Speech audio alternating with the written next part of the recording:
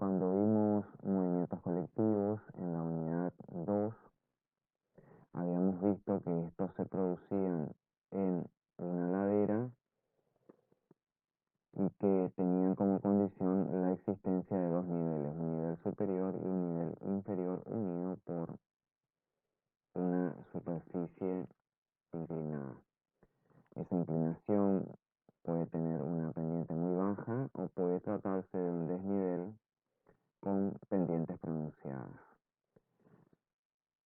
Estas inclinaciones diferentes tendrán que ver con el tipo de material y las condiciones climáticas y climatológicas del lugar en donde se halla inserta la ladera. También puede observarse que los desniveles no siempre están unidos por una única pendiente, sino que pueden producirse distintos cambios en la pendiente del talud que une el nivel superior con el nivel inferior de la ladera.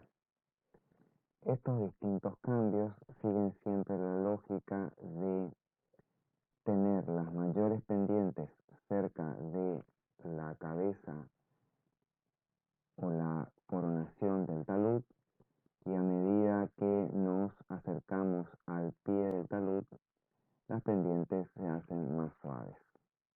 El material con pendientes más suaves es el material más deteriorado o más erosionado.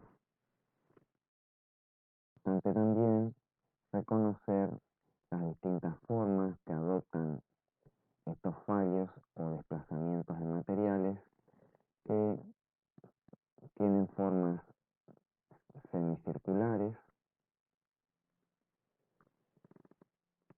tienen también posibilidad de acumular material en el frente, el material que fue removido de la zona marcada con amarillo es acumulado al pie del talud en la zona marcada en color rojo. Como habíamos dicho también, los cambios de pendiente de más pronunciadas a pendientes más suaves indican que el material menos meteorizado se halla en la zona superior o nivel superior de la ladera o del talud, mientras que los materiales más meteorizados con pendientes más suaves se hallan cerca del pie del talud. Se pueden diferenciar taludes y laderas. La ladera es una diferencia de nivel natural, mientras que el talud es una superficie artificial. La ladera entonces es la superficie natural o perfil topográfico del terreno en contacto con la atmósfera y que se haya inclinado respecto de la horizontal. Puede estar conformado por suelo o por roca. En tanto, el talud es una superficie artificial, también inclinada, y esa inclinación la adoptan debido a que son estructuras construidas por el hombre utilizando suelo o roca. Cuando se habla entonces de talud construido por el hombre, para estabilizarlo, pueden diferenciarse dos tipos. El talud de corte, también conocido como talud de desmonte, y el talud en relleno o talud en terraplén. El talud de corte o de desmonte se consigue realizando una excavación, también conocida como desmonte, para lograr una superficie inclinada. Eso podemos ver en las rutas al costado cuando se realizan las zanjas. En tanto que el terraplenado o el talud en relleno es un perfil inclinado que se consigue artificialmente acumulando material, uniendo dos niveles, uno inferior y uno superior, con una pendiente inclinada.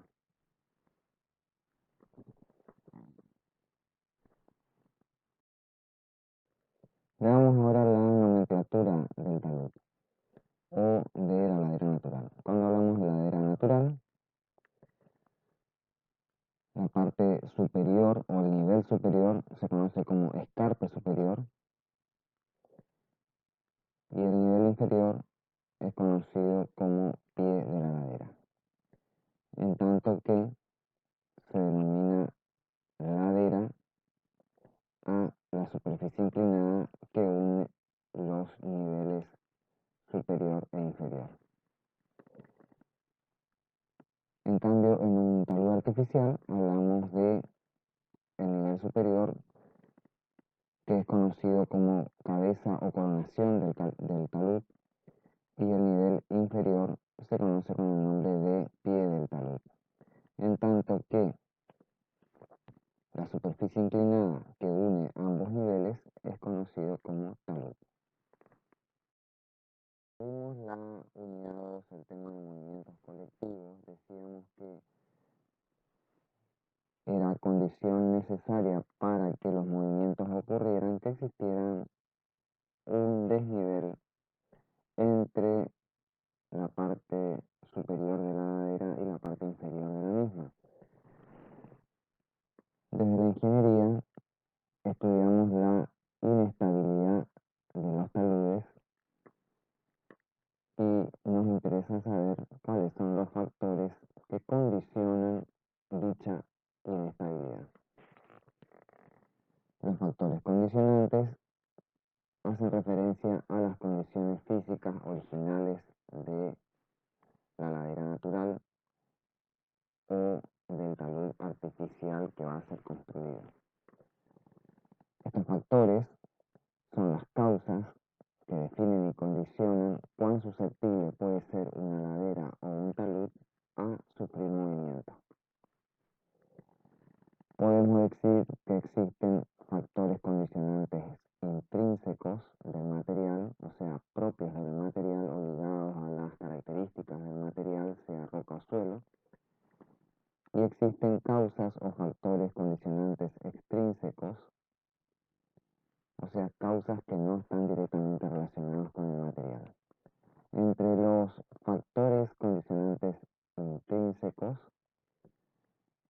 tenemos la litología, el tipo de roca, la composición mineralógica de suelo o de roca, presión de poros, las condiciones de humedad, propiedades mecánicas, la estructura, resistencia de fallas o de desplazamiento, la textura del material, el tamaño absoluto relativo del material roca-suelo, su capacidad de sufrir expansión por absorción de agua, etc. Entre los factores extrínsecos al material, o sea, no directamente relacionados con las características del suelo de la roca, tenemos la pendiente, la topografía, el clima, la cobertura vegetal, el tipo de meteorización o de erosión, el grado de exposición de la roca a la dinámica externa del planeta, la red de drenaje, la acción antrópica, la existencia de o la construcción de obras civiles, la vibración por tránsito, la sismicidad de la zona, etc. Habíamos dicho que los factores condicionantes son aquellas causas que indican la mayor o menor susceptibilidad de una ladera o de un talud a sufrir movimiento.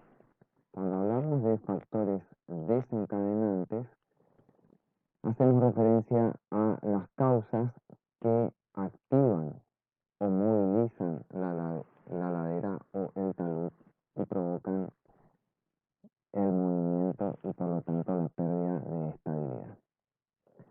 Las dos causas físicas sobre las que pueden ocurrir estos movimientos tienen origen en el aumento del esfuerzo de corte sobre el talud o en la disminución de la resistencia al corte del material.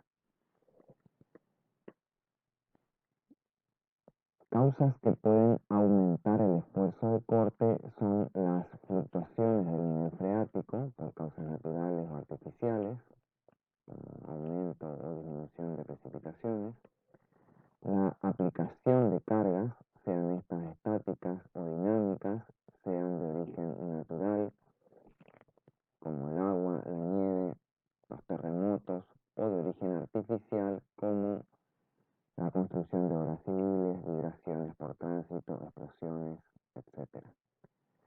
También los cambios geométricos de los taludes, ya sean por procesos naturales o por procesos artificiales en la construcción de una obra, pueden originar o desencadenar la movilización de la ladera o talud. Entre los factores o causas desencadenantes de la inestabilidad del talud o el movimiento del material, también está la disminución de la resistencia al corte del material. Esta disminución puede deberse a fluctuaciones en el nivel freático que causen que las partículas sufran lubricación por el agua y por lo tanto tengan una tendencia a movilizarse. Pueden ser debido a precipitaciones intensas o acumuladas en un periodo relativamente corto. También puede deberse a cambios geométricos del talud debido a la construcción de obras civiles, el aumento de la presión de poros o la destrucción del esqueleto del suelo, la pérdida de tensión capilar, son todas situaciones que pueden causar la disminución de resistencia al corte del material y por lo tanto provocar el movimiento de la ladera.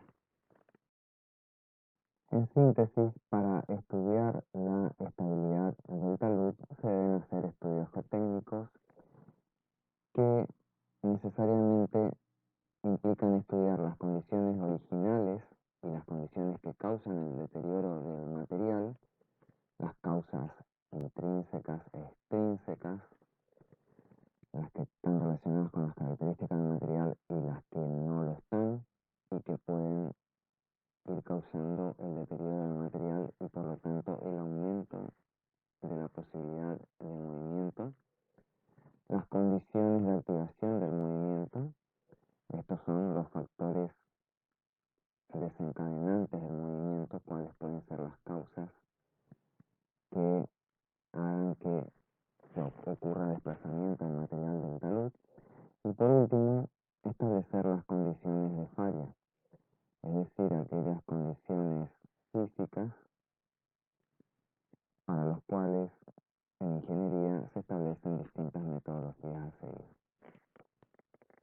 Entre las condiciones que deben deteriorarse, ya sea desde el punto de vista de las condiciones originales, las que causan deterioro o las que activan el movimiento, están las condiciones geológicas o geomorfológicas, es decir, el relieve topográfico, la geomorfología, las características geológicas, el tipo y origen de suelos o rocas, los procesos erosivos o de meteorización, la existencia de deslizamientos o fallas antiguas, las condiciones de flujo de agua, tanto superficial como subterránea, estructuras que puedan causar agrietamiento o desplazamiento del material, aspectos hidrogeológicos como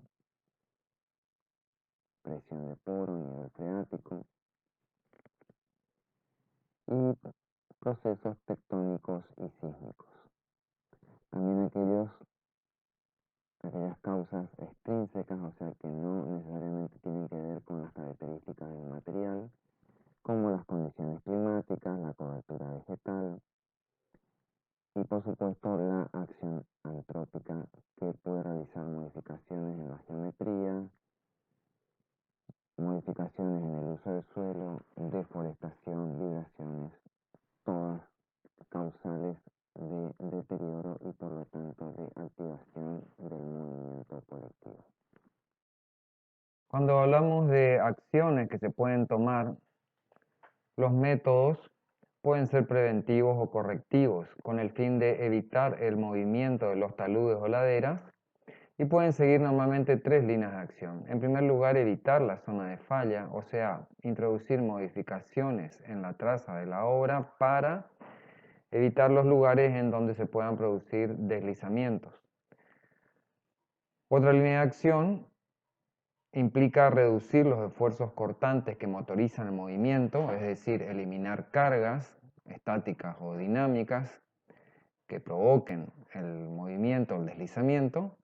Y una tercera línea implicaría aumentar los esfuerzos resistentes en el terreno, haciendo distintos tratamientos para que puedan soportar las solicitaciones a las que se someten al ser usadas como obras civiles.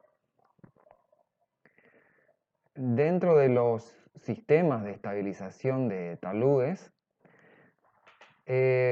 pueden agruparse en 5 categorías. Normalmente incluyen la conformación del talud o la ladera, esto es decir, algún tipo de intervención para modificar la geometría del talud, el recubrimiento de la superficie con el objetivo de estabilizarlo a la erosión, a la acción del agua o del viento, el control del agua superficial o del agua subterránea, es decir, evitar la circulación en superficie o entre los intersticios de la roca o del suelo del agua para evitar la remoción de material.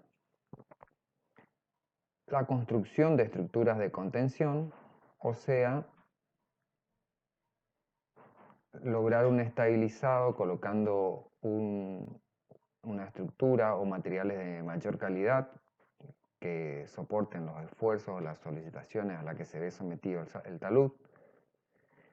Y por último, el tratamiento del terreno para incrementar su resistencia, o sea, trabajar el material, ya sea roca, suelo, con el agregado de sustancias artificiales con el objetivo de mejorar su resistencia. Una primera línea de acción habíamos dicho que era tratar de evitar la amenaza, o sea, evitar la zona de deslizamiento o de falla, que puede consistir, digamos, en primer lugar, una relocalización del proyecto, o sea, un cambio de ubicación del proyecto. También la eliminación total de la zona vulnerable o susceptible al movimiento o la eliminación parcial de los elementos más inestables o que tienden a moverse. Puede incluir también la modificación parcial del proyecto, o sea, la incorporación de algunos cambios en la traza, una nueva ubicación o la construcción de obras de arte específicas para evitar los movimientos, como pueden ser túneles, terraplenes, viaductos, etc. Otra acción correctiva puede ser la conformación del talud o la ladera. Una manera sencilla de lograr esto es disminuir la pendiente o quitar material de la cabeza del talud. También la construcción de terrazas o desniveles a lo largo del talud que logra disminuir los procesos erosivos a la vez que logra disminuir la cantidad de carga o masa en las partes más susceptibles al deslizamiento. Ejemplo de lo anterior puede ser modificar las pendientes, crear bermas de protección o trincheras o zanjas que capten el material que cae o es susceptible al movimiento, la construcción de banqueos o terrazas en desnivel que disminuyan la carga y a la vez quiten el material más susceptible al deslizamiento. Otra acción correctiva es tratar de controlar la escorrentía superficial y subterránea. Implica la construcción de canales que controlen el agua superficial o una combinación de drenes y galerías que controlen el agua superficial, pero también impliquen un control del nivel freático. También es efectivo para ello la construcción de pozos que disminuyan los niveles freáticos. Un ejemplo de control de agua superficial o subterránea puede ser la construcción de canales que conduzcan el agua de la ladera, logrando estabilizar, disminuyendo la pendiente, combinándolo con bermas, para evitar la erosión a lo largo y ancho de toda la ladera.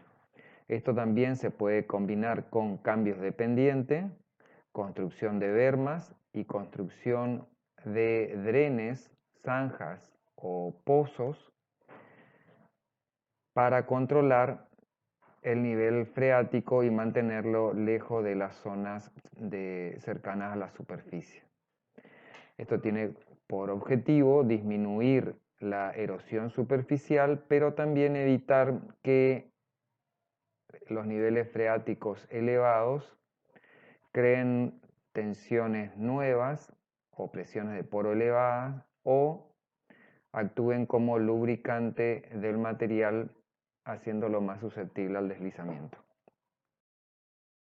Ejemplos más sencillos son construcciones que coloquen material rocoso combinado con tablestacados sencillos para disminuir el poder erosivo del agua a la salida de drenes para evitar el lavado o la erosión del material del talud. Drenes sencillos también que interrumpan el escurrimiento superficial y hagan que el escurrimiento pierda poder erosivo y escurra de manera mantiforme. Otra línea de acción correctiva sería el recubrimiento de la superficie del talud en su coronamiento y a lo largo de la ladera. Puede incluir distintas variantes de recubrimiento, como el tejido recubierto con hormigón, anclajes recubierto con hormigón, riprap, o sea, la colocación de piedra suelta o material de mayor tamaño que la piedra, la construcción de mampostería, la colocación de geotextiles y la colocación de geotextiles combinado con la implantación de vegetación. También el agregado de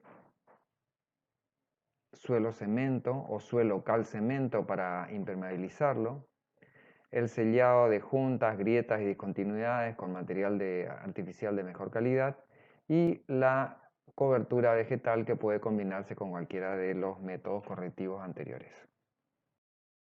Un ejemplo de recubrimiento sería la colocación de geotextiles artificiales que imitan la vegetación, el nailing, o sea, la colocación de tejido y revestimiento posterior en concreto o en hormigón, y la combinación de geotextiles de distintos grados de permeabilidad, malla de acero o polietileno recubierta con vegetación o con concreto u hormigón.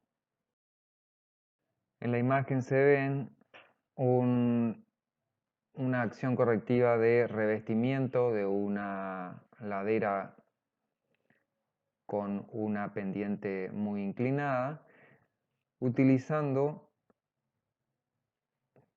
cubiertas en desuso de automóviles, las cuales son rellenas con tierra y después pueden ser cubiertas con vegetación, logrando así el estabilizado de la ladera. Otra línea de acción correctiva sería la construcción de estructuras de contención, es decir, el agregado de material por delante del talud. Se puede colocar contrapesos de rocas o material de mayor calidad para evitar el deslizamiento. Se lo coloca en la base del talud. También la construcción de muros de contención, pilotes o anclajes profundos para contener la roca o el suelo combinado con recubrimientos y pantallas recubiertas que pueden combinarse con pilotes o anclajes a distinta profundidad. Ejemplos de acciones correctivas de construcción de estructuras de contención pueden ser obras de mayor complejidad como estructuras o muros de sostenimiento de hormigón armado o estructuras mucho más simples tipo tabla estacados de madera. La complejidad y costo es muy diferente y es función del nivel de amenaza y el riesgo a la vida humana y obras civiles. Otro tipo de contención son las estructuras de gaviones, las cuales son cajas de tejido tipo romboidal en la que se carga roca de tamaños importantes como bloques, logrando así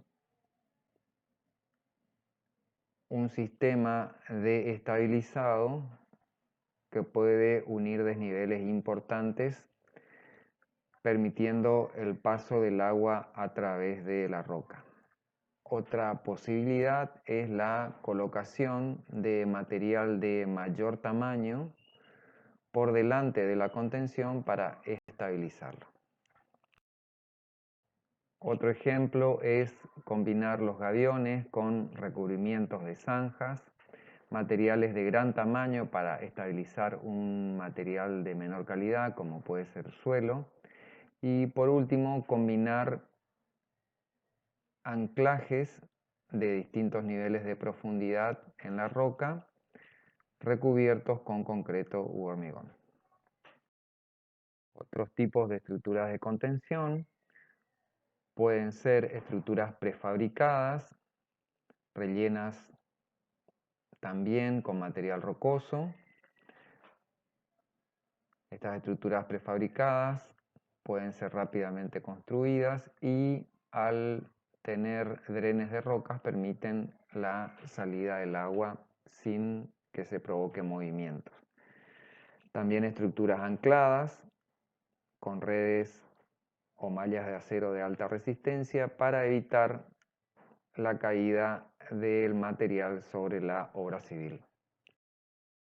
En la medida que la estabilidad del talud y del movimiento aumenten en complejidad, pueden combinarse distintas soluciones de las que habíamos hablado anteriormente, construyendo bermas, muros de contención, cobertura vegetal, la inclinación o cambio de inclinación del talud para disminuirla, la colocación de geotextiles y zanjas o drenes, la combinación de mallas de recubrimiento con material rocoso suelto y otros tipos de geotextiles o mallas de polietileno para evitar tanto la erosión superficial como también tener control de el drenaje y el control de la presión de poros. Comentarios finales. Se puede decir que el objetivo principal del estudio de la estabilidad de taludes o laderas es establecer medidas de prevención y de control, con el objetivo de disminuir la amenaza y los riesgos sobre obras civiles y sobre la vida de las personas.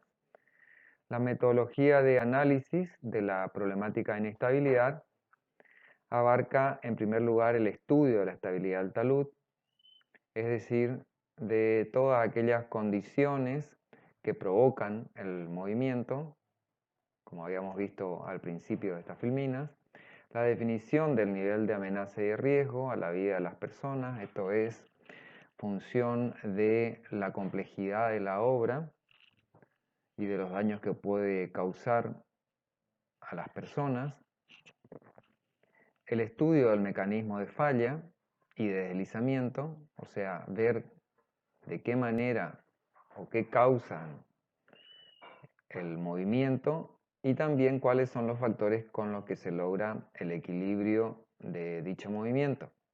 Por último, el diseño del sistema de prevención, del sistema de control o de estabilización del deslizamiento. La estabilidad de taludes comprende normalmente tres fases. En la primera se determina el sistema o combinación de sistemas que sea más apropiado para estabilizar el talud. Por último, la ejecución de las obras diseñadas en el paso anterior y un seguimiento durante el proceso constructivo, pero también a posteriori en la etapa de mantenimiento de la obra una vez que esté en funcionamiento. A medida que los movimientos sean más complejos o los deslizamientos abarquen grandes volúmenes de material de roca o de suelo, se hará necesario la combinación de diversos sistemas para poder atender la complejidad de dicho movimiento.